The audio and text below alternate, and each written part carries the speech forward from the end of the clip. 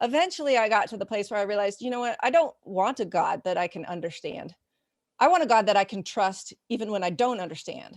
Because any God that I could understand would be too small to be worthy of my worship. I can't even understand myself sometimes. What makes me think that I could understand the mind of God?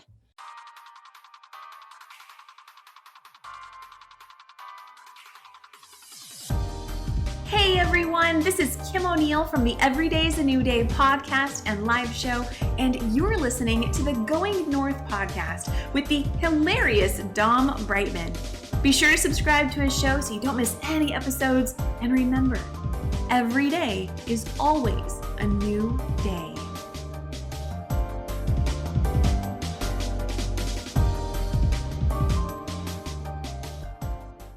And today on the Highlight Reel Builder for Authors, known as the Going North podcast, we got another super special, awesome human for you today, my friends.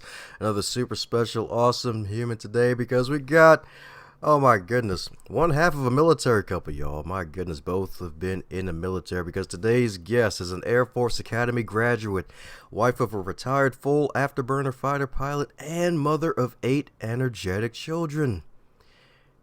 And my goodness, she's a homeschool mom too, so yeah, it's definitely 8 energetic children, so she's probably got like a 9-pack ab level of patience. And in addition to being a fabulous best-selling author, this lovely lady is also the host of a fabulous show called The Resilient Life Hacks, where she and her fascinating guests share a message of hope and healing through practical, inspirational stories as well as practical applications. And it doesn't even stop there, folks.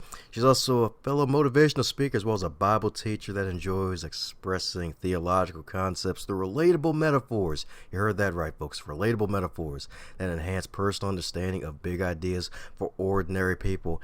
And she even has online coaching and mentoring where she equips her clients to overcome adversity and thrive in their purpose by building a stronger spirit, soul, and body. So let's give it up for the fabulous EM herself, Miss Elizabeth Meyers. How you doing today, Queen Hello. Liz? Hey, I'm great. Thanks for having me on your show. I'm excited to chat with you. Oh yeah, that's right, with a big old X, I imagine. Extra excited. Ah, yes indeed. Yes, so my goodness, well, thanks a bunch for your service, both you and your wonderful husband. It's our pleasure. We've enjoyed, he just retired from 31 years of active duty service. I did the academy and then about 5, so 9-ish. But it's been a fun, adventurous lifestyle, and we're excited for what's next. Ah, there you go. Because if I'm not mistaken, now in the big old state of Texas now, right? Yes, we are. We've just done our 15th and hopefully final move in 25 years of marriage. So that's a lot of moves, a lot of kids. I say we move a lot, we make a lot of messes, we eat a lot, we talk a lot, and we have a lot of fun. There's always a party going on here. And now that we've moved out to the country, we just added some chickens, ducks, sheep, and a dog to the mix. So we've got the whole like little mini farm thing going on. So there's always something happening. Oh, okay. So some farm swag. All right. So where do you get all your energy from anyway? God. he keeps me going. I don't know. I don't feel like I have like a ton of energy, but some days it's just, I just got to do what I got to do. And there's just, there's little people that need things from me and I got to show up. But that keeps me going. I say my kids keep me young because I think I'm younger than I actually am, because my youngest, I had him when I was 40. He's 9 now. So wow. Other moms that have kids his age are like 10, 15 years younger than I am. So I kind of group myself in with them. I'm like, yeah, I'm. And then we get to talking and I'm like, oh yeah, I was born like at least a decade before you. So I feel like all the young people that I've surrounded myself with keep me young too. Wow. So your youngest child was 40, right? Or was it first child of 40? No, youngest was born when I was 40. Okay. He's not 40. He's 9. Oh, okay. I was about to say, wait a second.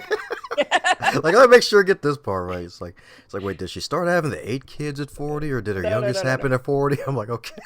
Youngest was I stopped at 40. Okay, cool. That makes sense. All right, good. I was about to say, oh, dang, wow. All right. Yeah, I'm like, actually 94 years old. I dyed my hair. No. I'm like, dang, show your beauty secrets. Like, God dang. Yeah. 8 kids after 40, huh? Yeah. That would be a whole nother show altogether. Well, hey, don't worry. There's usually not many time limits here, so if we go for 7 days, it will be okay. Let me stop. I think I'll need to feed the chickens before then, probably. Oh yeah, before they jump through the window and start pecking at you, right? Yeah, they're actually really sweet. Ooh. They do peck at you when they want food, but it doesn't hurt or anything. They're just like poking around like, you got a treat for me? You got a treat for me? That's what I'm talking about. My goodness, my goodness. Oh, my goodness, so an energetic mom with a bunch of wonderful children, her own farm with wonderful animals. Will there be sea creatures added to the mix too in the future? So originally my goal was I'm going to get chickens in a garden, and if I can keep those alive for a year, then we'll add more to it. But I went to the store to buy the chickens, and the ducks were kind of an impulse purchase. And they've just stolen my heart. You put a bowl of water in front of a couple little ducklings, and it's just like pure joy in motion. So now I've become like this duck lover. I'm like, I already want more ducks. I don't know if there's like, a duck addiction anonymous thing. And then the sheep came about because my husband decided he's retired to the country. He's not going to spend a whole weekend mowing this, large yard we have. So we looked into it, found that sheep are the best lawnmowers if you want to go the natural route. They chew the grass down to an even level. They don't rip it up by the roots like goats do, and they fertilize it for free for you. It's like little rabbit pellet droppings, so there's no mess to pick up. Oh, it improves your yard. So we got some electric net fencing, threw them out there, and then we had to get a dog to guard all these animals because we have coyotes in the air. So anyway, that's how it grew. But for now, we're just stopping here for now. We're gonna let the dust settle and get into a rhythm of maintaining what we got going on, because they're all babies. It's a puppy, it's baby chickens, baby sheep. So we're gonna let these grow up a little, and then we may add to the farm later, depending on how it goes. But for now, we got our hands full. Yeah, I can say that again. It's like I don't know. They might have that whole Indian god thing going on where they got like 4 extra arms hidden behind them, invisible, both of you. No. It's like, Can't say we do. No. Well, that's a smart idea, because when you said sheep and your husband retired, I'm like, oh, so he's really going the biblical route, huh? Let me get some sheep. Yeah, he just needs like a staff or something. And he is actually growing a little bit of beard because in the military that's not allowed for the past 30 years. So now he's like, I'm free, I'm gonna grow a beard. So I don't know, we'll see where this goes. Don't worry, it'll go north. It'll definitely go north indeed. That's right indeed. So my goodness, so speaking of going north, you got this wonderful magical history and wonderful life that's still yet to be lived. So from humble beginnings, dancing and ballet, to now being a mom and best-selling author and helping folks. So like, where did it really all begin for Queen Liz herself? As far as the book writing part started, it was really actually born out of a really dark time in my life. And in my recovery of that, I was using journaling as part of my healing. And the journal is eventually what became the book. And the book grew to be too big. And so I chopped it into 3. I don't know if a nonfiction trilogy is a thing, but I made it one. So the first book is out. The second book is coming out later this year. And then there's a third book already in the works. But I lost a son in the second trimester of pregnancy and really just went through a devastating time of loss, grief I didn't know how to deal with. I got stuck in that spot. Unfortunately, our culture doesn't really know how to process the grief of a child that wasn't born yet.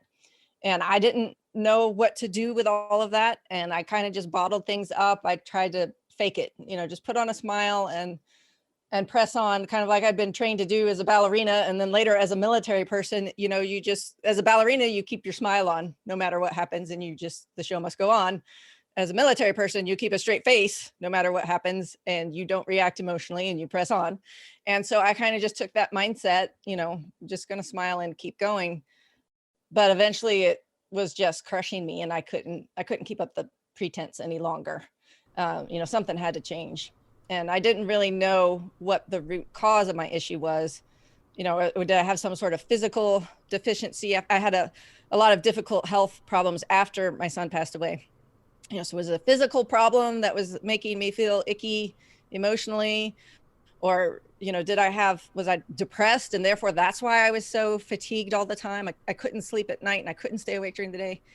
Or was the whole thing, a spiritual issue that God was angry with me and I was kind of ticked at him too, to be honest. And we were kind of separated and maybe he was just mad at me. And if I would just get my life together spiritually, everything would be fine. I couldn't figure it out. And I tried to pray it away and it wouldn't just pray away. So I decided to just take baby steps in all of those areas, physically, spiritually, mentally, emotionally. And that's what my second book, Undaunted, is about. It comes out in a few months. And it's about all those little baby steps that I took and how we can strengthen ourselves in these areas to increase resilience. And really so that we can recover from adversity that we find ourselves in, when life kind of slaps us upside the head and catches us off guard, how to get back up again after that and keep going. And also it kind of fortifies us so that when the next wave comes and sweeps us off our feet, we can get up a little bit quicker next time, or we can withstand the onslaught a little stronger, and it's just a continual life process where we continue to grow and improve. And I really believe that grit and determination, resiliency, those are not things that you're just born with or without. And that's all some people I think naturally have a little more than others, but it's really a learned skill. And so that's what I want to help people to do, through my writing, through my podcast, is help teach people the skill of resiliency, of how to handle trouble. Because it's not a question of if something's going to happen, it's when. And we don't often get to choose what happens to us. There are some problems that we create for ourselves. That's definitely a thing. But there are plenty of other problems that find us, and we had no say in it. And but we do get to choose how we respond to those challenges. We may not get to choose obstacle, but we choose what we do with it.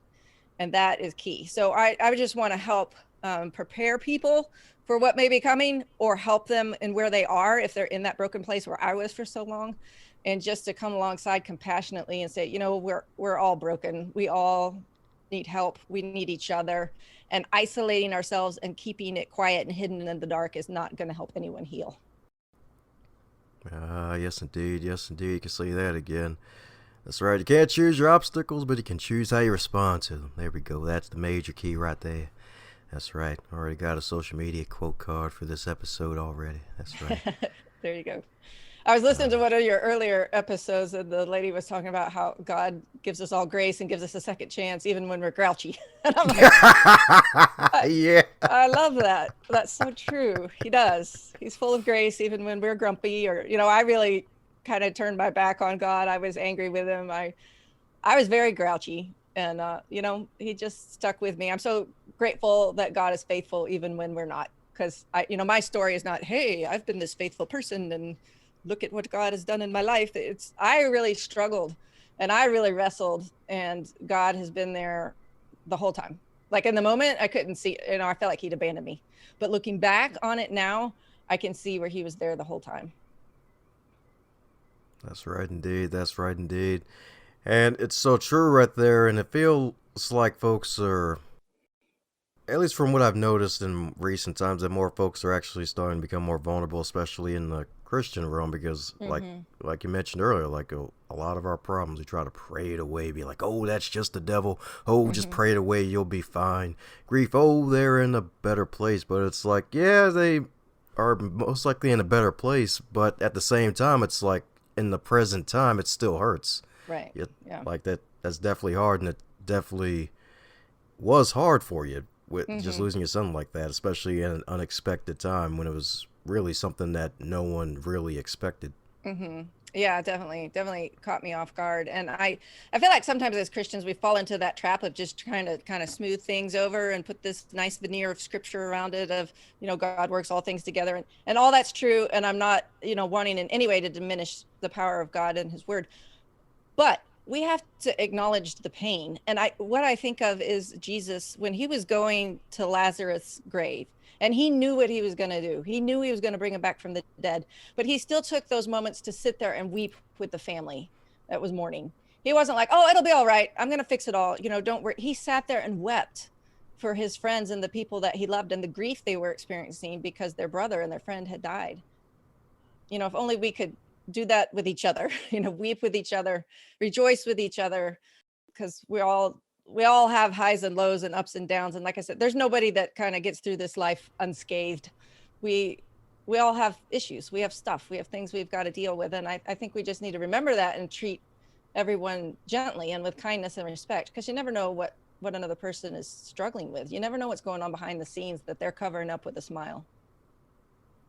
Oh yeah, definitely can say that again. Definitely can say that again. Heck, reminds that Les Brown quote, "You never get out of life alive," right? This is true. That's very true. That's right. One way or another. Yeah, exactly. Let's just hope that process ain't too painful. That's the main thing. And don't be in a rush for it either. That part too. That part too. So my goodness, so with this wonderful faith going through that period of being angry with God and then being able to circle back around to having a deeper relationship with God, really, how did your Christian walk start? Was it something that you were raised with that you eventually learned more about and grew stronger during the Air Force? Like, how did that come about? Yeah, I was raised in a Christian home, and I was 12, when the whole concept of pray and receive Jesus as your savior was presented to me. And I responded to that. And I fully believed that in my heart, but my understanding was very immature. And so I wouldn't say at that point I had any big dramatic change in my life. It's not like, oh, I had this going on in my life and then I received Jesus as my savior and now it's all sunshine and roses. I just didn't have that story. I kind of just still went through my day-to-day life as I had before. And it wasn't until I went to the academy, I kind of felt like every crutch I had leaned on in life was knocked out from under me. I was very close with my family. I didn't have my family. I had a whole new set of friends. There were all different kinds of circumstances. I had always kind of been like, a straight A student and kind of, well respected and whatever. And when you're in basic training, nobody respects anybody they're just pounding you into the ground. They're just beating you up, telling you what an awful human you are. So the word sanctuary took on a whole new meaning for me. I actually went to the daily chapel sermon and message every day to escape the upperclassmen's torments more than anything. It wasn't because I was drawing close to God. I literally was seeking sanctuary from the harassment that was going on. And so I'd sit in the back and I'd write letters home. I wasn't interested in what was going on in church. I wanted to use that time to spend doing my own thing where the upperclassmen weren't allowed to bother me. But slowly over time, the songs and the sermons and the messages that the chaplains were presenting were kind of soaking in, like almost against my will, and I eventually, I put down the letters and I'd be thinking, or I crept forward, I kept moving up further and further. I wasn't sitting in the back anymore.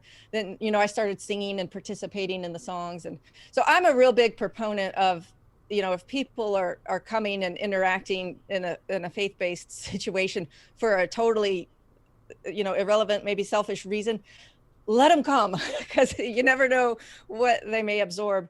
And I remember specifically one time the chaplain was talking about how grace of God is just overflowing like a fountain. And he said, we've all been given a cup, to catch the grace of God, but some of us have our cup turned upside down. And so we're not catching any of it. He's like, you got to just turn your cup up and say, I'm willing to receive what you have for me, God. And that just made a huge impact on me. So it was really in that time in my life when I started interacting with God on a daily basis that kind of influenced what I chose to do or not do, or I was really in a time of growth and learning a lot.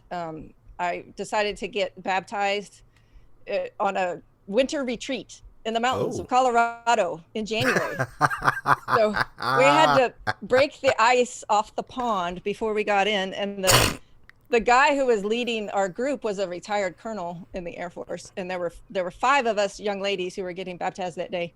And he turns to us beforehand. He's like, I'm going to be in their water longer than any of you. He said, when I call your name forward, you will not hesitate. You will step into that water and I will baptize you. And so we did. Then, we got in there. But that was just a really, really powerful, unique experience.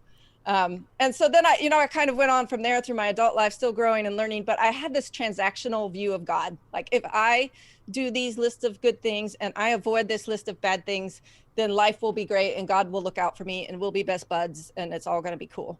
And so then when I had this tragic situation happen to me while I was trying to do what I thought God wanted from me, it really felt like a betrayal. It felt like a slap in the face. And that's what led to a lot of my anger, my misunderstandings, and, where's God when these things happen? I mean, how many humans throughout history have asked that question, right? So I'm dealing with all these big questions and they're keeping me awake at night. Eventually I got to the place where I realized, you know what? I don't want a God that I can understand. I want a God that I can trust even when I don't understand, because any God that I could understand would be too small to be worthy of my worship. I can't even understand myself sometimes, what makes me think that I could understand the mind of God? And I realized that if he came down and gave me all the answers I wanted about why this happened and, where was that and all these things, it wouldn't help me any. It wouldn't. There was no explanation for my son's death medically. And so I really wanted to know what happened, what was wrong. And since there was no explanation provided to me, of course, I thought, as a mom and mom guilt, I thought of 10,000 ways it was my fault. And I really just thought, if I had these answers, this will make it better. But I came to the realization that no, it won't. If I have all the answers I want, my son won't be back. I'll still be stuck with this grief. It's not going to fix it. And it's not really the answers that I seek. It's really the presence of God himself that I need. Ah, yes, indeed. Yes, indeed. Definitely some good stuff right there. And heck, I can definitely relate a little bit to the chaplain story. Because Yeah. I think it might have been Zig Ziglar we mentioned where like one of the people on the sales team used to love going to church on Sundays because during the pastor's sermons is when he gets his best thinking time in. Yeah. Yeah, I know. We had a little chaplain service during survival training. So we're out in the woods for a week and we got one small meal a day. And they did allow us on Sunday to go to this really short service, different faith groups had different little huddles out in the woods. But the Protestant chaplains decided that they were going to do communion. They brought a big old loaf of bread and they tear off like a chunk this big. Here's your communion piece, like this fistful. And they said, and God, doesn't want us there to be leftovers. So eat it all. So they stuffed us full of this bread, which was sweet of them. And it was well-meaning, but actually, when you're in a survival situation, your stomach shrinks. So I actually hadn't been very hungry, but once they offered me, a mouthful of bread, then I'm like, okay, I want more of that. So I was actually hungrier the rest of the day after that particular communion experience. So it kind of backfired a little bit, but yeah, chaplains work really hard in really challenging situations. Yes, indeed. Yes, indeed.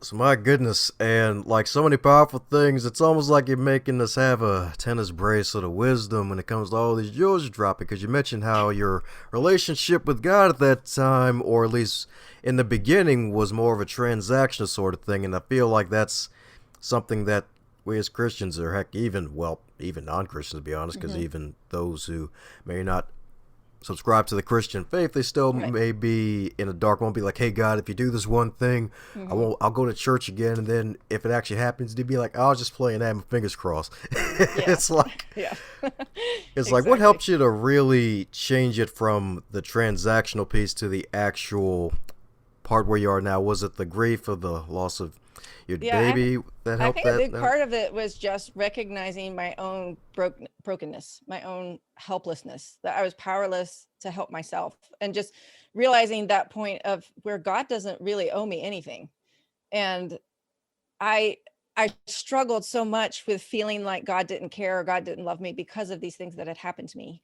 And what I eventually realized was God has already demonstrated his love. He gave his best and his only for us through Jesus' death. And that is all the proof we need that he loves us. And so I learned how to kind of flip my filter around. I had been, reading the word of God through the lens of my experience and going, well, this happened to me, so therefore that verse about God watching out for us really isn't true. But when I flipped that around and I said, okay, in light of what Jesus has done on the cross, it is true. God loves me. I mean, he's shown without any doubt the magnitude of the love that he has for us, that while we were still his enemies, while we were still fighting against him, he died for us. And then there was no doubt in that. So then I say, in light of that truth, now what does that tell me about my experience? And so, and that's when I realized, okay, God was there, even though I was not in a place where I was acknowledging his presence or seeking his presence. I was angry. I didn't want to be in his presence. So I think that was just super helpful to me to realize when it comes to my relationship with God, I really don't have anything to bring to the table. It's all him. It's a very lopsided relationship, and it's just his grace and his mercy that he pours out upon us. And I think we as humans really struggle with that because we want to contribute. We want to say, hey, I did this thing and then God met me halfway. And we don't want to be in the place of a beggar saying, I've got nothing to bring and I'm desperate. We don't like that. It doesn't feel good. But that's the reality. That's the truth of what it is. And until we get to that point, we don't really have a grasp of the grace of God. As long as we think we can do part of the work to get there. I'm sure you've heard that phrase of God helps those who help themselves. People think that's actually a scripture. And it's not. It's not in the Bible. And God helps us because we can't help ourselves. And so I think we just get wrapped up in this mindset of I'm going to meet God halfway. I'm going to do my part. He's going to do his part. And it's not. We've got to realize that we have nothing to offer and he's given us everything. And it's just all his grace. It's all his mercy. Oh, yeah, that's right. That abundance mentality, indeed. Yes, indeed. That good old abundance right there. That's right. That's right. With God, you have everything. That's right. Everything you need. And the other thing about that too is when we're in that place, then it's impossible to look at somebody else and point our finger or shake our finger at them and say, oh, you don't have your act together, or you didn't make a good life choice. Or we just go, oh man, I'm in the same broken place you are. It's all equal ground at the foot of the cross. There's no first in line. You know, we're all just throwing ourselves down at his mercy. And so it really helps our relationships with each other too, because it takes away that wretched disgustingness of judgment upon each other, which we have no right to do. Oh yeah, I mean we do. It's just that we'll be judged in reverse. It's like it's just like, hey, if you're gonna really go and try to correct somebody, be prepared to be corrected in return. That's the only thing about that. Was like, all right, make sure your closet's clean, buddy, or you're gonna get it. Especially nowadays. Well, and that goes back around to what we were talking about earlier. You know, you never know the burdens that someone else carries. So yeah, if I'm going to judge somebody based on external appearances, I don't know what they've been through. I don't know their story. So I don't have complete information. How could I judge? Also, I get my own sinful motives mixed up in there. But God knows all things. He knows everybody's heart. And he's always good and right in his judgments. So he alone is worthy to hold that position to judge people. And he says to us, I have grace for you. You don't have to be judged. Just receive the gift I've given you of Jesus and you won't be judged. So I think we overcomplicate it a lot as humans. We just make it more difficult than it is. Oh yeah, that's right. Especially recovering perfectionists too. Yes, indeed. Just overcomplicate everything. Be like, yeah, I need to get this thing just right here. You dot every I, cross every T. Make sure every X is level. So that way it doesn't look like a treasure map X where it's lopsided. Yeah, exactly. Yeah, and I've been in that place myself. I identify as a recovering perfectionist. And I put that pressure on myself of, I've got to get everything right. And it's so freeing to realize that it doesn't depend on my desire or effort. It all depends on God's mercy. It all, it's his power and grace that get me through. It's God's grace by which I stand. And I'm not perfect. In fact, I think that's like the original sin. I mean, that's how Lucifer, the angel, fell to become the devil, is he wanted to be God. And I think that perfectionist in us that, hey, I want to be perfect. I want to get everything right. That's like this desire to be God. And I think we just need to, there is a God and I'm not him. And that's good. And just to realize that we're not perfect beings. We weren't created that way. God alone is perfect and he's worthy of the worship and I'm not. And that's a good thing. Yeah, exactly. That's right, because we all could have purple cupcakes on our head if you were God, right? As long as they're chocolate cupcakes. Oh, there you go. Purple chocolate cupcakes. Purple and chocolate. Those are two of my favorite things. Ah, okay. All right. I mean, besides kids and ducks and, all that. There you go. You could probably have your own game with the ducks called Duck Duck Grace now, right? Oh, I like that. Yeah, the kids have been telling, because we have two ducks. They're like, we need a goose so we can play Duck Duck Goose. Maybe next year, next summer. That's right. Make sure it's a purple goose, not a gray goose, right? Ah, that would be cool. Yeah, that's right. That's right indeed. So my goodness, so going into that period of brokenness to help get you into that strong relationship with God, help me to get out of that fair weather faith period. So any advice for those right now who may be going through that fair faith period or fair weather faith period where there's like, Yeah. oh yeah, everything's good, God is with me, and then everything goes bad. It's like, oh God, where are you? hmm Yeah, and as far as going into that, I think people who are in that fair weather faith period, like I was, I could have that kind of faith because I hadn't really faced huge, devastating loss to that point. Yeah, the academy had been, you know, uh, it was a thing. It was hard. It was difficult, but it wasn't that crushing kind of thing. So some people have crushing experiences much earlier in life. They never have the opportunity to have that fair weather faith. They're kind of, right from the start, they have to face hard things. So it kind of just depends on different people's background and things. But when we get in that place where we realize, what happened to me is not fair. Life's not fair. And therefore we sometimes tend to think, well, God's not fair or God doesn't love us. I think the biggest thing for me was just flipping my mindset around, like I talked about, of reading the scripture and going, okay, this is true. Now, how do I interpret what happened to me in life based on this truth?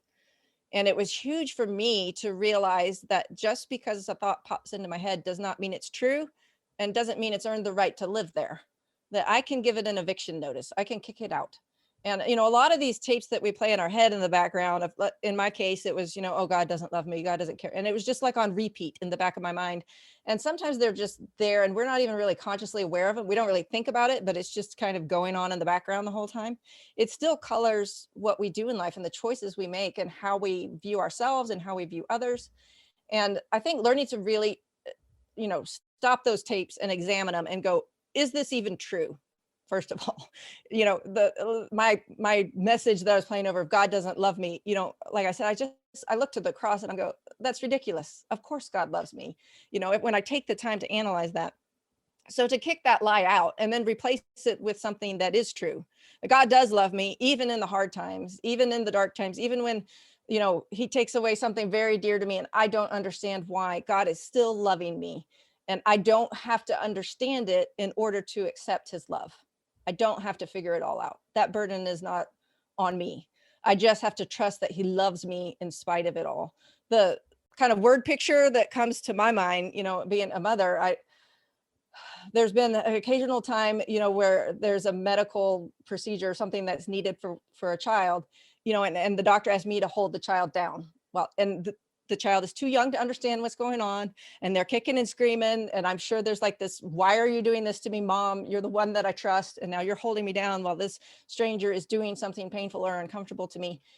And why do I do that? Is it because I hate my child? Is it because I'm abandoning my child? No, I'm doing it out of love. It's a necessary thing for that child. And I feel like sometimes we kind of view God as, like a random axe murderer. He's just slinging around, strike this person down or do that. We see him as capricious or it doesn't make sense. Sometimes violence or pain, it just seems senseless to us. Like, why on earth would this happen if there's a God in heaven that loves us and that's sovereign? How can this slip past his notice? But I think God is more of a heart surgeon. He knows what he's doing and he only causes pain or allows pain that would be cruel to be left undone. If I had no idea what a open heart surgery was, let's say, and I just casually stroll into the operating room while there's a surgeon with somebody's chest cracked open and, there's blood and they're pulling the heart out and doing, I'd be horrified. I'm like, oh, what are you doing? But that surgeon knows exactly what they're doing and they're doing it to give that person a better life. And I view God more as that skilled surgeon of, yeah, sometimes he allows things into our life that do cause pain or that are difficult. And sometimes we're like that young kid and we don't understand what's going on or why. But that's where it comes just back around to just trusting his love for us. I'm not sure if I answered your original question. I think I went off on a tangent. Sorry. I mean, that's what happens when we mention desserts on the show. It seems to be a trend. You guys are all derailed. Yeah. Yes, indeed. But definitely see God's a heart surgeon, precise and right to the point. That's right. used to all the obstacles that humans face. It's like, oh God, the world's gonna end. And in our eyes, but in his eyes, like, oh, you be alright. Yeah, I got you. Yeah. Or not. I'll just let you get out there a bit. Don't worry, I got my eye on you. Yeah. I mean, I Well, created I the whole think universe. even when he allows us to experience overwhelming things, that's a gift of his grace that it teaches us to stop trusting in ourselves, because that's not going to get us anywhere good we want to go. You know, we need to be dependent upon him. And when we're in that situation that's overwhelming, then we recognize that. So I think when he allows us to get in over our head, it's a way that he demonstrates grace to us to show us, hey, you're not as cool as you think you are. You're not all that in a bag of chips. You actually do need me. Because I think if he just, at least for me, I'll speak for myself. If God just showed up and like gave me all the answers I needed for life and then left, I'd be like, okay, God, I got it. Cool. I'm going on without you now. But that's not what he wants. He wants this continue interaction with us, a friendship, a relationship. And so when he just gives me little bits and pieces along the way, then I come back each day to go, okay, God, I need to know what to do now, or I need to know how to process this, or what should I do here? And that keeps me in that constant communication and connection with him, which is what he desires more than, he has no desire that I know all the answers of it. Why would he trust me with all the answers? That would be silly. That's right. No silly billy goats here. That's right. Yes, indeed. So since this is far from your first rodeo, is there a question that you wish you'd be asked more often when you're on the guest side of the game on these magical podcasts? Ooh, that's I don't know. I always just kind of talk about whatever is on my heart or in my mind at the moment. So there's common theme, but it's always just like a little different nuance comes out every time that it's not like I planned ahead of time to say that, but we just go that way, like the whole heart surgeon thing. So I don't know. I can't think of a specific question. Nobody's asked me about my favorite type of dessert. We were talking about pie before, and you mentioned apple and peach. Nobody's ever asked me what kind of pie I like. So it's chocolate pie all the way. My grandma used to make like the most incredible chocolate pie. And now my sister has the recipe and she does it just like grandma did. And it's amazing. So chocolate pie is my favorite. That has never been said before anywhere on any other podcast. That is an exclusive for you. There we go. There we go. And it's good that grandma gave the recipe to the sis. That's right. So now it gets to be passed down to stomachs. It's very good. There you go. So that's right, folks. When Halloween comes around, dress up as a giant Hershey's bar and jump on a giant pie crust, y'all. I'm telling you. You'll make Liz happy. Extra happy. Well, maybe not, since it's not the way your sister makes it, but it'll be a step closer. Yeah. Oh my goodness. Well, I heard in the magical realm of Liz, where you've been on past interviews, that you're actually a fellow introvert, as well as a fellow Christian that prefers to be on stage or preparated notes as opposed to one-on-one conversations or podcasts. So how does that work out for you? Because that's a rare occasion. Yeah. And it's kind of been funny. I've been surprised at how much I enjoy podcasting because I am an introvert. But here's what I've figured out is I don't like small talk. I don't like going to a social thing and we go through all the little awkward beginning things. And I've realized with podcasts, we just kind of have a quick introduction and then we get to like jump in about meaningful stuff. When I have guests on my podcast, it's like, there's a short introduction. And it's like, okay, tell me about your biggest tragedy and what you learned. I mean, we get right into the meat of it. And I like that. And I've just been having such wonderful conversations with people, on both sides of the mic. And, I actually enjoy that. Even though I'm an introvert, I like having that meaningful connection. I think it's small talk or talking about the weather or, what have you, that I'm not as good at. But these kinds of things and having the opportunity to talk about things I'm passionate about also is helpful as an introvert. It's like if I'm not interested in it, then I don't really want to waste my energy talking about it. But when it's something I'm passionate about, I'm eager to share.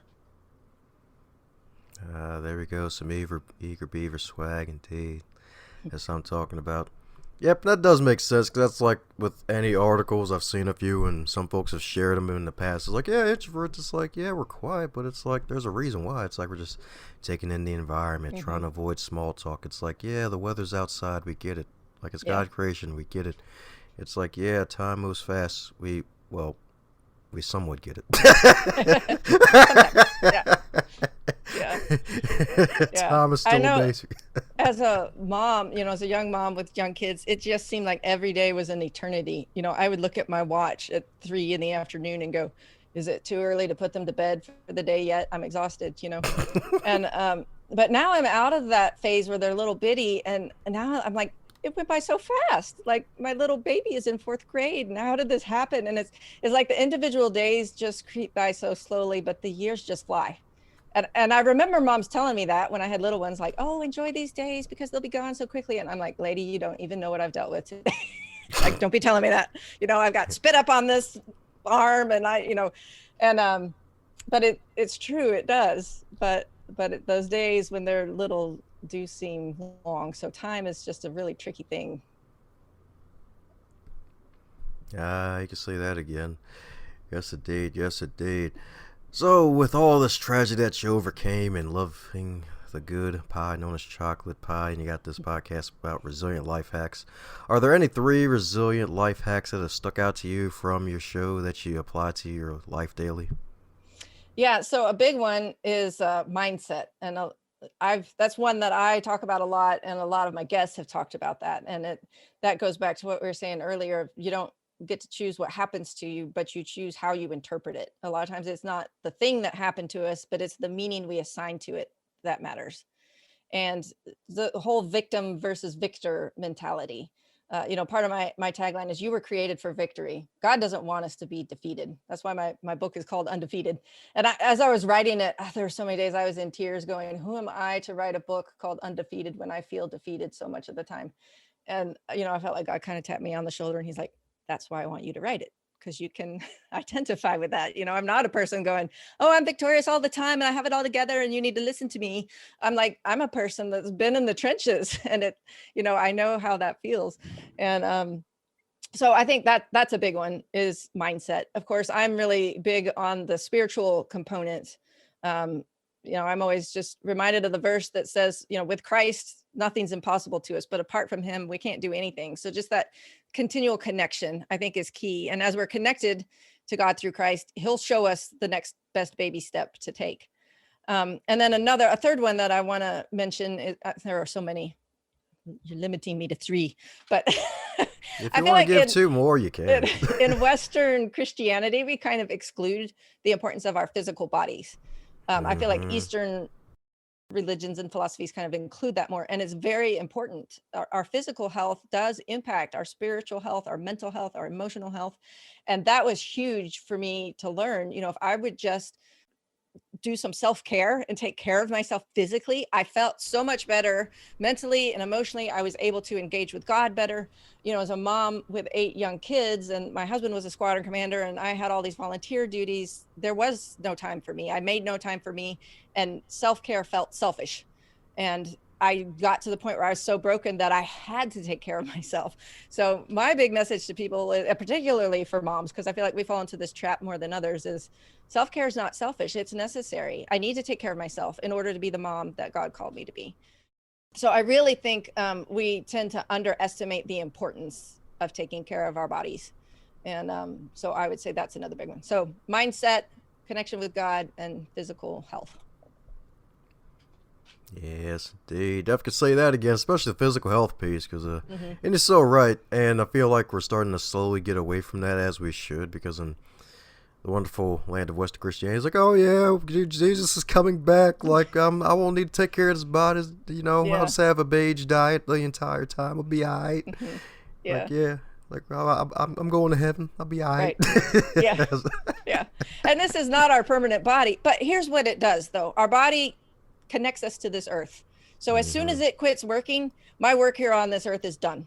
So in order to do all the things that God calls me to do on this earth, in order to be the help and the service to other people that I want to be, I need to keep my body running so that I can do those things. Because if I feel crappy, or I have no energy, or I'm not taking good care of myself physically, then that limits the impact that I can have in other people's lives.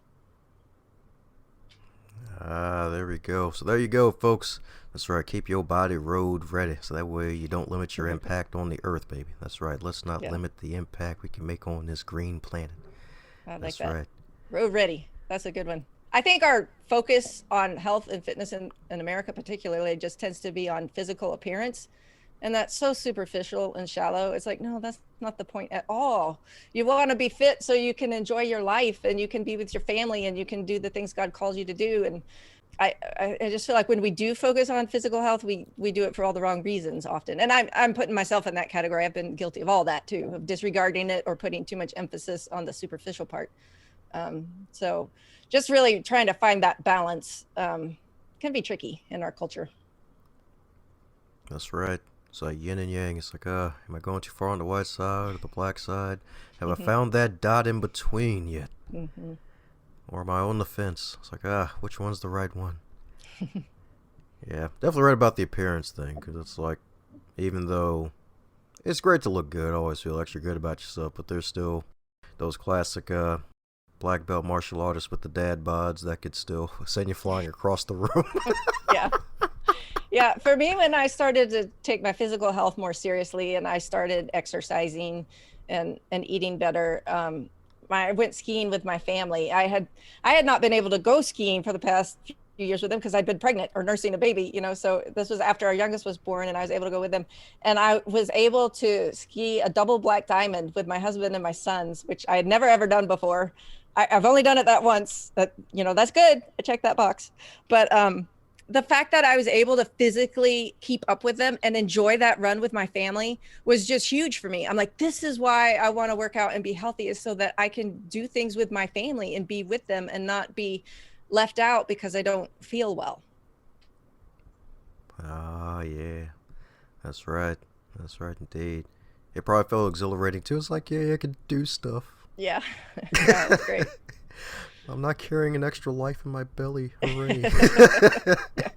I'm just carrying myself this time. Right. Yeah. With 8 kids, I was pregnant or nursing or both for 14 years. So that's when my youngest turned 5, I kind of pulled my head out of the clouds and I went, where did the last 20 years of my life just go? Like, what happened?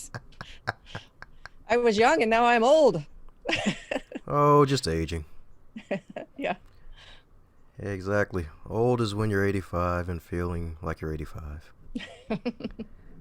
Yes, indeed. Yes, indeed. Well, speaking of fives, we're coming down to the magical question that every guest gets to receive, and that is if you're to wake up tomorrow and you're 25 again, but this time in the current year of 2021 with all of your knowledge and experience, what advice would you give to yourself? That would be awesome. So I have said for a while that it's kind of frustrating the way God set us up, because we have all of the time and energy and talent when we're too young to know what to do with it. And I think, if I could go back and do it again, I would believe in myself more. I know that sounds really corny, but going through this experience of basic training and the 4 years at the academy, there was a lot of beating you down, and, they would tell you what an awful human being you were. And it's all a game. It's a mental game that they play to supposedly toughen you up. But unfortunately, I believed a lot of that. That's part of the lies and the junk that was playing in the back of my tapes that I had to get rid of. I believed that I was not a worthy human being. I believed that I didn't measure up. And looking back on who I was then, I realized I had a lot of potential that I never used because I didn't think I could. So I think if I could go back and do it again, I would encourage myself to just trust in God more and to ignore other voices saying you can't or you shouldn't or you're not good, and just listen to God's voice that says, hey, it's not up to them anyway. It's up to my grace and my power, and I'll do things for it. And I feel like I could have done a lot more if I had been willing to trust in that, rather than to shrink back and shrink into people's expectations of me. If I had stepped out and said, no, I'm going to prove you wrong more, I think that I could have had a bigger impact in my life. Yeah. That's right. As they say, hindsight is 20-20. Mm-hmm. That's right. Let's put the dash in there to make it easier to go down for some folks. Yeah. Well, all is not lost, because I do have teenagers, and, so I tell them this kind of stuff, and I'm like, hey, I had all this time and talent and energy when I didn't know what to do with it. And, so we try to coach them to, hey, go do stuff with it, and go try things. And part of figuring out what you want to do and be in life is figuring out what's not you. So try something. And if it's not your thing, then now that's not your thing, and you go try something else, and do that while you're young and you have the freedom to do that. There were a couple of opportunities I missed when I was younger because I didn't have the foresight to realize I'm going to get married, and having a large family was not part of our original plan.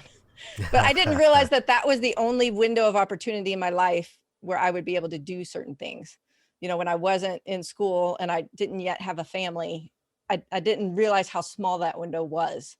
And I think if I had at the time, I would have taken advantage of a lot more opportunities. But, when you're young, you think, I got the rest of my life.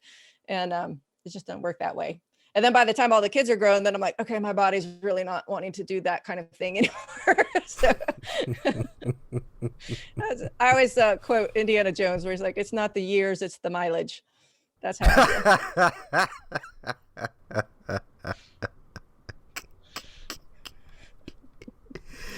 feel. That is so true. That is so true. I guess on the flip side of that is make sure you get as much mileage as you can out of your life, right? True. That's a good one. Yeah. I think I'm working on that. I'm doing that. Getting there. That's right. Make sure you get as much mileage out of your life as one of those 2010 Toyota Camrys where folks drive to 220,000 miles. Yeah. Let's go for 300. Oh, even better. There we go. Make it Sparta 300. Yeah. We don't have a lot of excess money to spend on cars, so we drive our vehicles into the ground. I mean, till they literally stop running and die somewhere. And so we're like, yeah, she's got a few more miles in her. We keep going. Amen to that. Cars don't always have to be new. That's the trap. That's the trap right there. We'd rather spend the money on food because we Meyers, we love to eat. So. I mean, yeah, 8 kids. I mean, gotta eat. Yeah, and teenage boys who now eat more than their dad. It's like, oh my goodness. Well, pretty soon, once our chickens get a little older, we'll be having our own farm fresh eggs. So that will be cool. Just, all right, everybody, 2 eggs a day. There's your protein. There you go. It's like, I got the eggs. Yeah. Oh my goodness.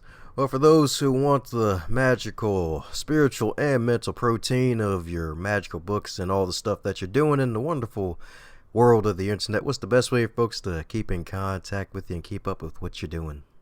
So my website is my name, elizabethmeyers.me, M-E. And that's kind of the hub of where everything else is connected to. But you can access my podcast, Resilient Life Hacks podcast, from there. There's links there for the book Undefeated that's already out, and Undaunted, which will be coming out later this year. We'll have links to that. I've got a bunch of freebies there. I have a prayer guide and some different resources that you can download to use. So anything that I kind of post or do will be there. And you can sign up for my newsletter to keep in touch on the latest happenings. But on all social media, I'm usually at the Liz Meyers. So you can connect with me on Facebook or Instagram or Twitter or wherever you hang out on one of those places. Well, there you have it, folks. Check out the lovely Liz and all the stuff that she's doing. Subscribe to her newsletter. Be on the lookout for book number 2 and buy hundreds of copies of it. Share with your friends. Share with your family, your cat, your chicken. Heck, share with the sheep indeed, so that way they can have something to read when it's time to fertilize the land, folks. Yeah. I'm telling you. That way they probably can eat it rather than read it. Hey, I said it was mental food for a reason. There you go. Oh, man. It'll help your grass grow really well.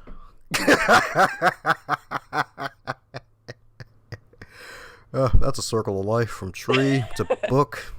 Yeah. To freaking fertilizer. Yeah. Okay, that's another concept that I've never discussed on any other podcast. Now you have 2 exclusive pieces of content. This is good. All right, the magical exclusive. Yeah.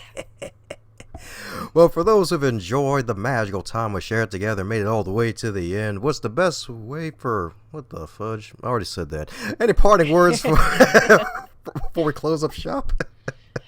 No, I just want to encourage everybody that God is good in spite of whatever cruddy stuff we see going on in life. And just to always keep the hope. I think that's really important. I really got to a place where I was losing hope, where you feel like it will always be this way. I'm powerless to change it. I can't fix it. I can't improve. And just getting down that road, that poisoned thinking of hopelessness, is just really a tragic place that we don't want to be. So I encourage people just to hold on to hope. I have a download on my website too about that talks about how to hold on to hope, because I just think that's so critical. Even when we're in that place when we don't have a reason to hope, there's still reasons to hope. And so I think that's really important and powerful to anybody who's out there listening, who's going through something that's really rough right now. You just got done listening to another powerful, power-packed episode of the Going North podcast. I hope you really enjoyed what you heard. You made it all the way to the end. You get to hear all sorts of goodness. I was just best, but you just got done hearing some goodness. Go check out the guest stuff. It's all in the show notes on the website, donbrightman.com, and also reach out to those that you've just heard as well. And keep rocking it, because you yourself are phenomenal for making it this far. And keep going north.